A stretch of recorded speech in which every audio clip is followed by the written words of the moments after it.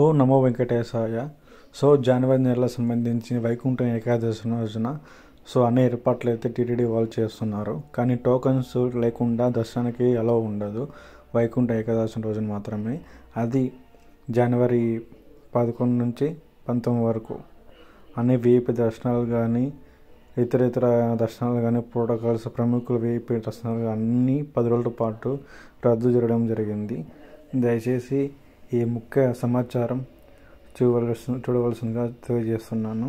So చాలా important అయిన వైకుంఠ ఏకాదశి రోజున ఓన్లీ టోకన్స్ ఆల్రెడీ మనము 300 రూపీస్ బుక్ చేసుకుంటాం కదా, వాళ్ళు మాత్రమే అనుమతి ఉంటుంది.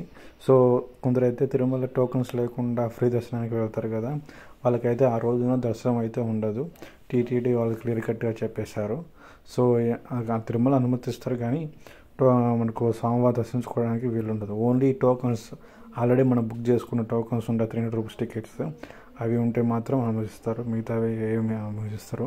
వీఐపీ టికెట్లు కానీ ఇతరుల టికెట్స్ కానీ అన్నీ రద్దు చేయడం జరిగింది. సో ఈ ముఖ్య సమాచారం మీతో షేర్ చేయడానికి ఈ వీడియో చేస్తున్నాను. సో మీకు ఎటువంటి డౌట్స్ రావాలని కింద కామెంట్ సెక్షన్లో మెన్షన్ చేయండి, నేను క్లియర్గా మీకు డీటెయిల్స్ చెప్పగలుగుతాను. సో మీకు ఏమైనా డౌట్స్ ఉన్నా టీటీడీ వెబ్సైట్లో ఆల్రెడీ న్యూస్ వస్తూ ఉంటాయి, జస్ట్ చూసినా వాచ్ చేసినా మీకు అందుబాటులో అన్నీ క్లియర్ కట్గా ఉంటాయి.